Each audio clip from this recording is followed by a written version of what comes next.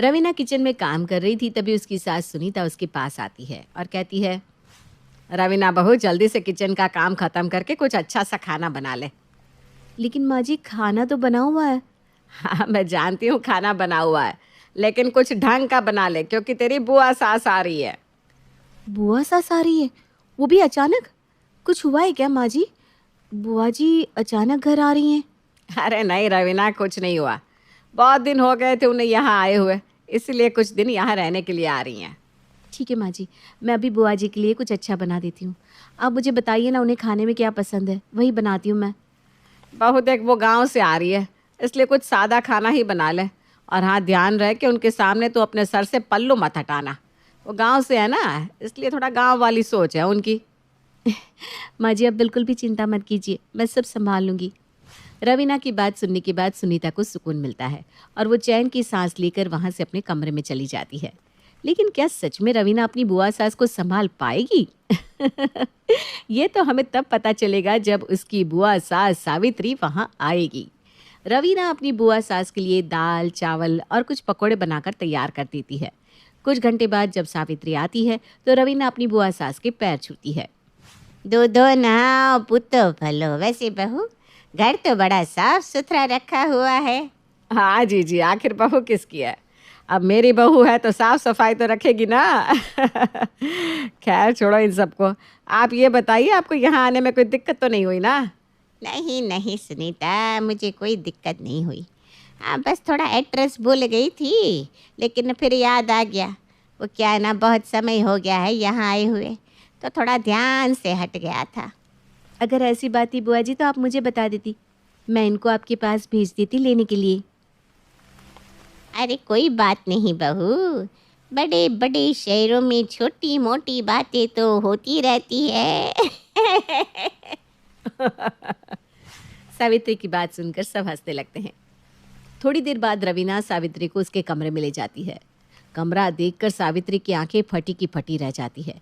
वो रवीना से कहती है, बहू ये तो बहुत बड़ा कमरा है, इस कमरे में कौन कौन सोता है? वो बुआ जी इस कमरे में आपके सिवा और कोई नहीं सोएगा, ये कमरा आपका है। इतना बड़ा कमरा? अरे तुझे पता भी है इतने बड़े कमरे में तो हम 4 जने आराम से सो जाएंगे, और तुम हो कि इतने बड़े कमरे में अकेले सोते हो। डर वर नहीं लगता क्या? इसमें डरने वाली क्या बात है? घर है और घर में डर थोड़ी ना लगता है। हाँ ये बात भी है।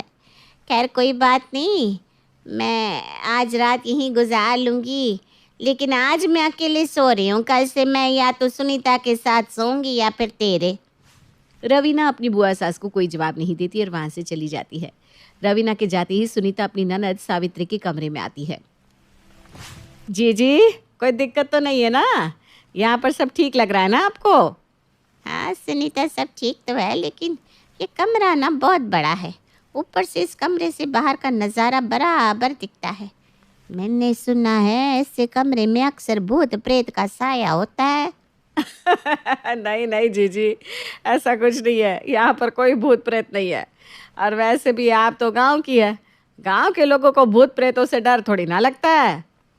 सुनीता की बात सुनकर सावित्री उसकी हाँ में हाँ मिलाती है और जैसे ही वो बेड पर बैठती है वैसे ही वो अपने बेड के चारों तरफ हाथ फेरकर सुनीता से कहती है, सुनीता तूने घर में गद्दे तो बहुत अच्छे लगवाए हैं। देखो तो कितने मुलायम और आरामदायक है। गांव में ऐसे मिलते कहाँ हैं? अगर गांव में ऐसे मिल रहे होते तो मैं भी अपने घर में ऐसा ही एक गद्दा लगवाती जिस पर मैं आराम से सो सकती थी। लेकिन हाय मेरी तो किस्मत ही खराब है। एक तो गांव में शादी हुई, ऊपर से ऐसे घर में शादी हुई जहाँ किसी चीज़ की फैसिलिटी ही नहीं। कोई बात नहीं जीजी, ये भी तो आप ही का घर है, आप यहाँ जब चाहे तब तक रह सकती हैं। अच्छा आप आराम कीजिए, मैं आपके लिए खाना लगवा देती हूँ। इतना बोलकर सुनीता वहाँ से चली जाती है। समय गुजरता है और गुजरते समय के साथ सावित्री हर चीज़ पर नज़र लगाने लगती है। ऐसे ही एक दिन रवीना महंगी साड़ी पहनकर आती है तो उसकी इतनी महंगी साड़ी देखकर सावित्री कहती है, रवीना बहू साड़ी तो तेरी बहुत अच्छी लग रही है। कहाँ से खरीदी तुमने? और साड़ी को पहनकर जा कहाँ रही है तू? बुआ जी मैं कहीं नहीं जा रही हूँ, मैं तो बस मार्केट जा रही थी सब्ज़ी लेने के लिए। और ये साड़ी ज़्यादा महंगी नहीं है, 2000 की है बस। हे भगवान, इतनी महंगी साड़ी तू बाजार पहनकर जा रही है। अरे तुझे पता भी है 2000 की साड़ी हमारे गांव में हम शादी पार्टी में पहनते हैं, और तू है कि मार्केट जाने के लिए 2-2000 की साड़ियाँ निकाल रही है। अरे बहू, इसको संभाल कर रखते, आने वाले समय में कभी कोई शादी ब्याह होगा तब काम आ जाएगी ये। बुआ जी, ये आप क्या कह रही हैं? मेरे पास इससे भी अच्छी और महंगी साड़ियाँ रखी हुई हैं। फिर मैं ये साड़ी शादी पार्टी में पहनने के लिए क्यों रखूं? और वैसे भी ये गांव में बहुत महंगी होगी, लेकिन शहर के नज़रिए से देखा जाए तो बहुत सस्ती वाली है। राम राम राम राम, ये इतनी महंगी साड़ी है और तू कह रही है कि ये सस्ती साड़ी है। पता नहीं आजकल के बच्चों को हो क्या गया है, पैसों को तो पानी की तरफ फूंकते हैं। बुआ जी, मैं बाज़ार जा रही हूँ, अगर आपको कुछ मंगवाना है तो आप मुझे बता दीजिए, मैं ले आऊँगी।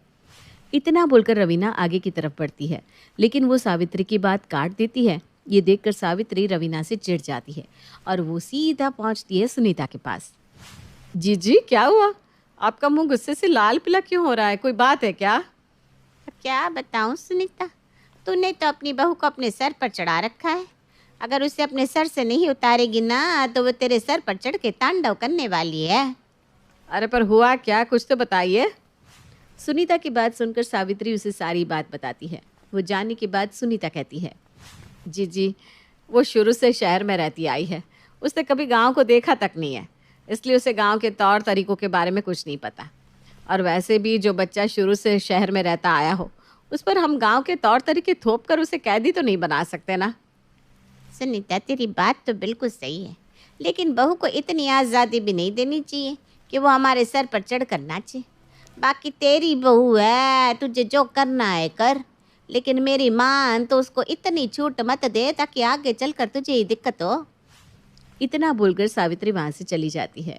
और कुछ घंटे बाद जब रवीना बाजार से वापस आती है, तब सुनीता रवीना के पास जाकर उसे सारी बात बताती है और समझाते हुए कहती है, रवीना बहू, मैं मानती हूँ कि दीदी के यहाँ रहने से तुझे काफ़ी तकलीफ़ हो रही है, लेकिन कुछ समय की बात है, तो उनके सामने अपनी ज़ुबान तो मत खोल।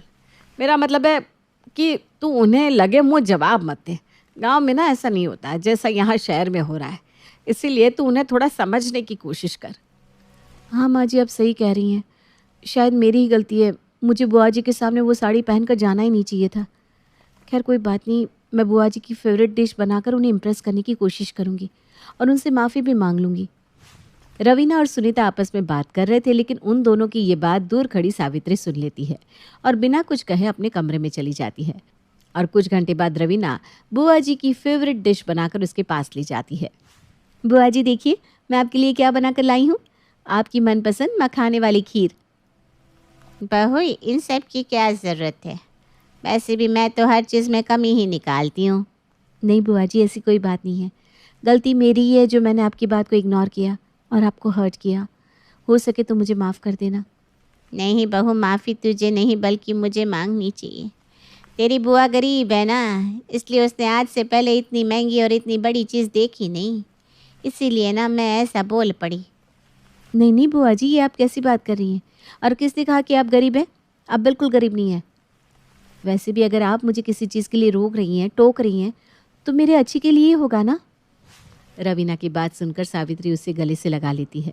ऐसे ही समय बीतता है और बीतते समय के साथ अब सावित्री का अपने घर जाने का समय आ जाता है। सुनीता बहू, अगर मुझसे कोई गलती हुई हो तो मुझे माफ़ कर देना। जी, आप कैसी बात कर रही हैं? अरे ये तो हमें बोलना चाहिए, हमसे कोई गलती हुई हो तो भूल चूक समझकर माफ़ कर दीजिए।